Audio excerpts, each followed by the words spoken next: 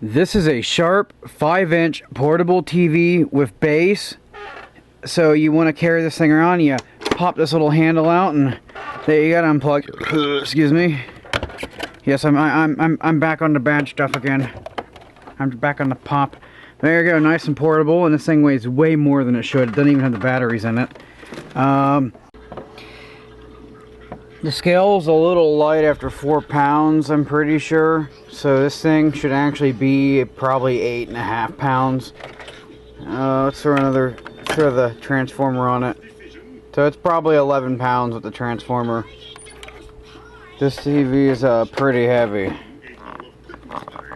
And we got our little swivel base here, which weighs a lot. It's got a place for mounting the cord under here, and some ventilation. It's got the transformer, so this base is the power supply. So we look here, we got brightness, contrast, a mechanical tuner. We got one of these kind of slide tuners with the fine tuning is just going back and forth, and this one's got the fine tuning up here. What else we got going on back here? Vertical size, vertical linearity, vertical hold, horizontal hold, TV, charge, antenna, exit. Oh cool, it's got the little knobs, no screwdriver needed. But there's more. So we're going to clean this thing up before we power it up. So let's get this off the table, because that's not all. Alright, so we have our ultra high frequency loop. Still in probably the original seal on the tape there. So yeah, this is the loop antenna for it. We just had a piece of tape fail. Sharp, outstanding reception the world over. Yeah! Smoked sunscreen. The smoked sunscreen equipped especially for this set. When a TV is used in a bright area, the smoked sunscreen will reflect light rays, assure you pleasant viewing. Yeah, I tried testing this thing in the daylight and I could barely tell the thing was on. Probably won't look too bad inside though. And it looked flickery when I turned up the brightness. What else we got here? Yeah, I think he said he picked this up at a yard sale a few years ago. Registration card. Sharp radios, transceivers, tape recorders, stereo components, color television, black and white television. Oh, this is cool. Let's unfold this. So this is a catalog, it seems to be. Super slim pocket portable radio. What is that? That's a radio with built-in room thermometer. Makeup mirror with a radio. What is that, a seismometer? Worldwide radio. Yes, I had to itch my ear. Oh, we got a record player. Solid state portable radio phonograph. We got a lady on a mic. Huh. I wonder what their stereos are like. Oh, reel to reel. Oh wow, this is screaming 70s. Oh, some of this stuff's upside down.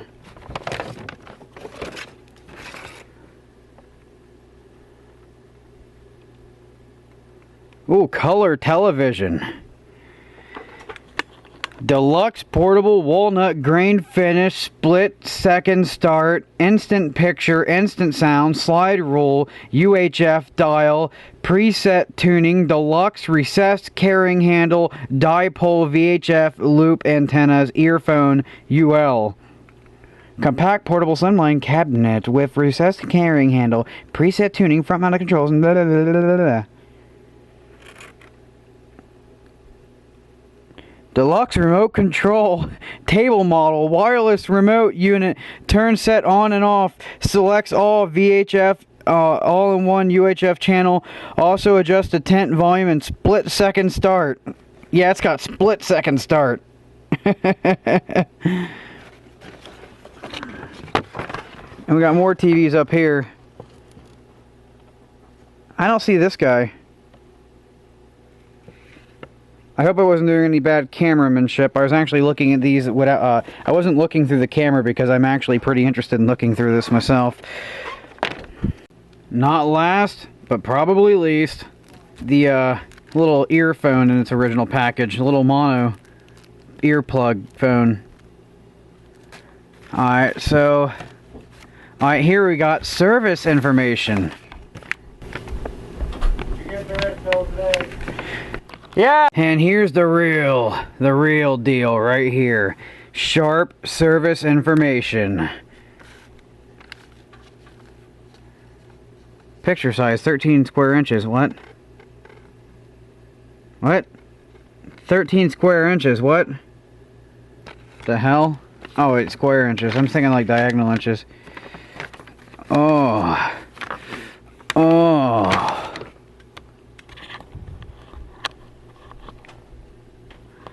Chassis layout.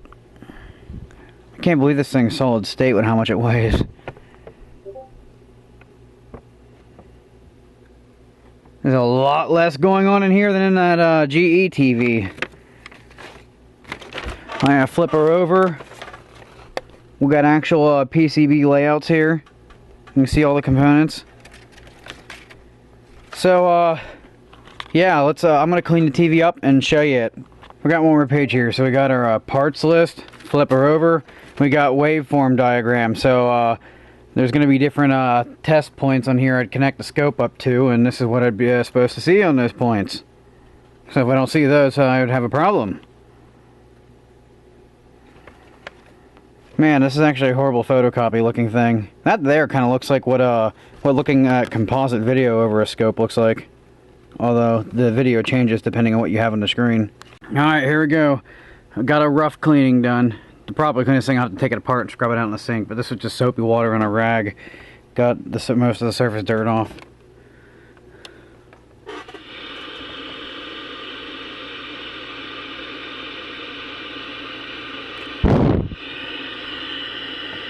Oh. We really got to turn that brightness down to get an image on it. What is this, contrast? Oh god, yeah, that's overdriving. I'll have to set another CRT Nexus to show you how dim it is. We'll even take this thing apart and see if I can pop it in a Super Mac. Tried to clean the signal up as much as possible using an RF modulator instead of the video out on the Nintendo through my Genesis switch box. And if we turn up the contrast, you'll see the blooming. And this is not an overly bright picture.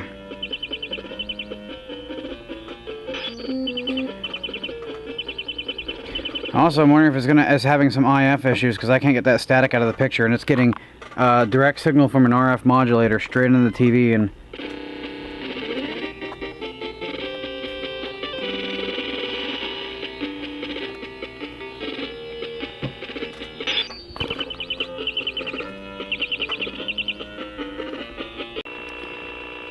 here's what a weak CRT do. Alright, that's brightness. Look at the scale of the lines. It breathes. Alright, here's contrast. It breathes again and it blurs massively. It blooms. Breathing and blooming.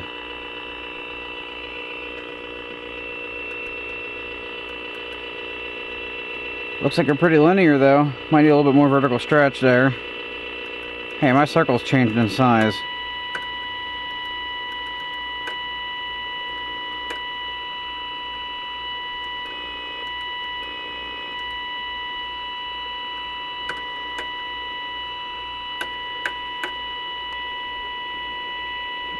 That's a little bit dirty.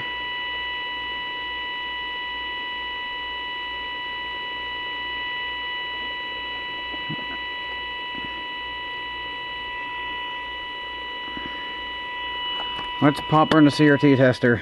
Also, this is never a good sign to see when you turn it off. Wait. Ooh. That one didn't linger too long at least. There's the battery compartment switch. This is for rechargeable and dry cell. Then we've got our another diagram.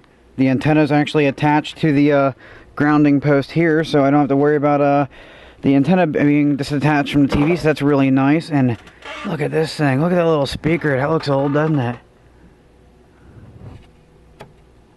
They don't make them like that anymore.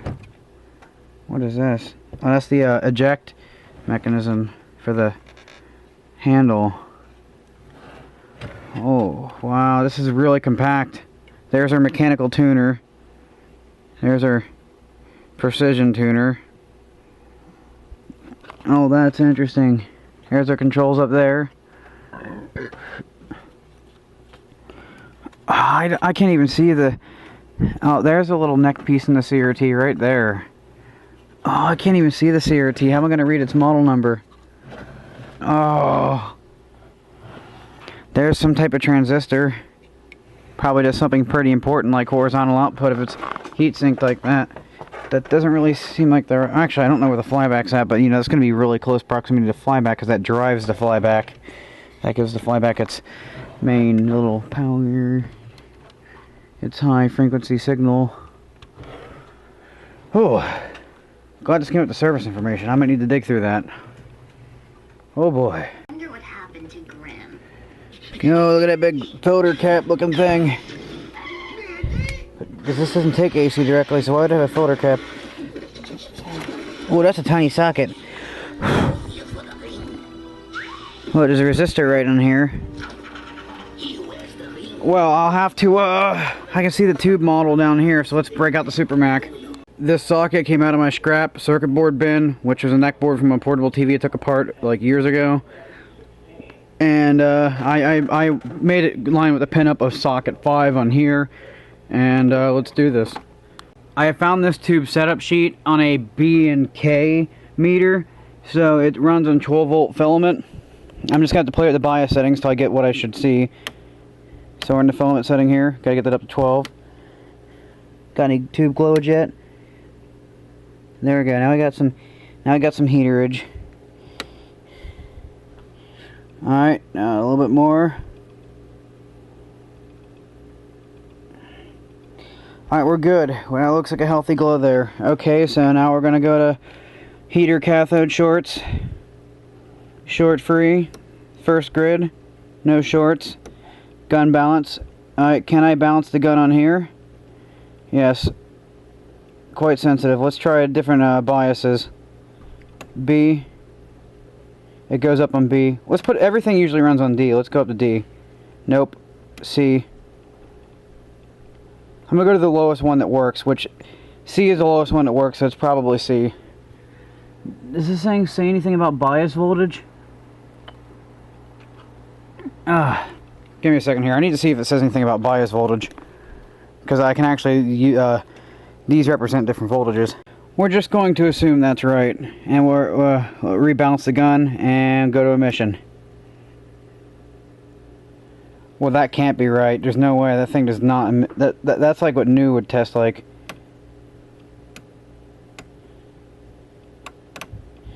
Wait, so if we go to gun balance again...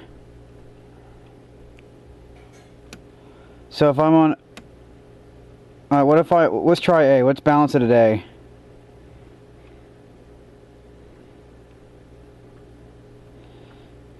Emission.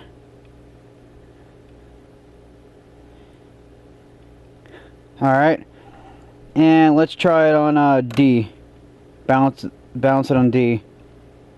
It doesn't balance on D. Well, I'm going to trust the one with the lowest emission. A is the one with the lowest emission. Why? Every time I pick up the camera. Okay, so I have the bias voltage set to A, and this is the most believable score I get here. And we're going to drop the voltage down 1 division for a life test. And we are falling off now. Actually, no, I'm going to actually hold down the life test button. Oh yeah, we're really falling off. Apparently my gun balance drifted, so I redid it. We're back to normal voltage. The emission says it's better than it is. Wait, okay, it's time to do the big boy. We're gonna... Gotta let it warm up for 30 seconds though.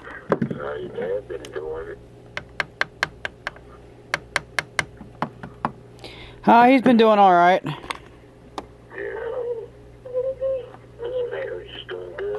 Yep. That's good to hear.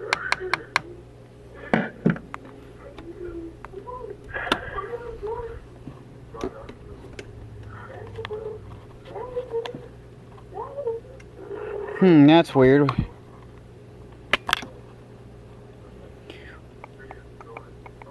Oh.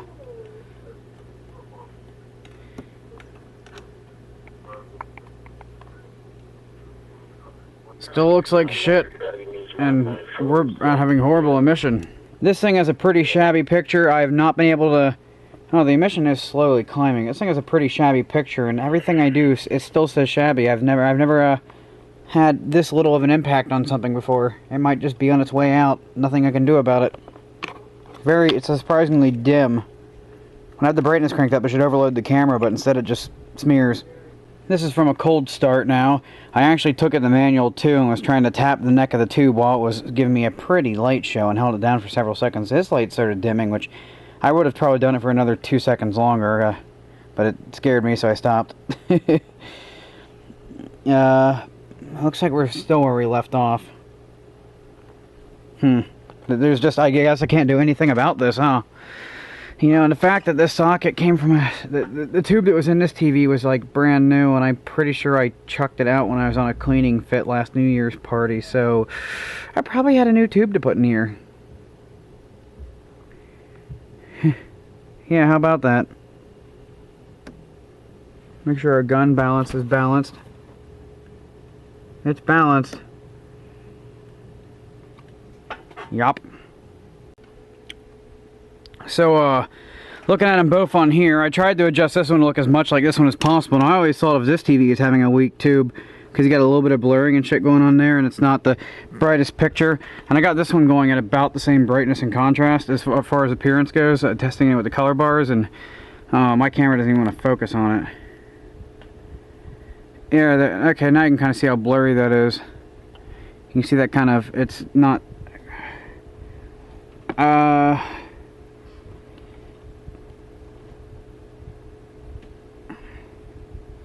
Yeah, versus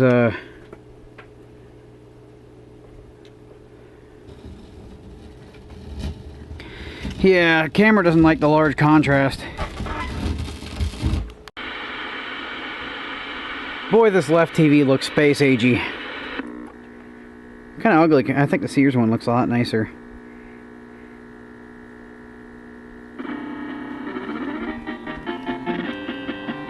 I readjusted the contrast a little bit in here just so the black would be black with the text on the screen, but you can see that one's got a lot more blurring. I would probably never use this thing unless I got a thingy for it. And this one does not have enough vertical on it, which that's why the circle looked a little crushed. I mean, that looks right. This TV is and I've always considered this one to have the weak tube, because if you crank up the brightness, it starts having issues, but it looks pretty good compared to that one. I guess it's all in the perspective. This thing's looking pretty good right about now.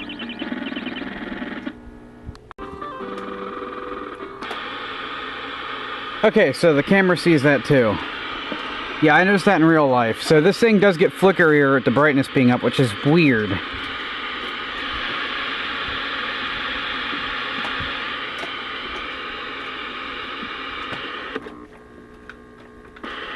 Oh, that's really weird. It's like the vertical's running at a different frequency. But I see that with my eyes is the weird thing. You know, I don't see the flicker on there.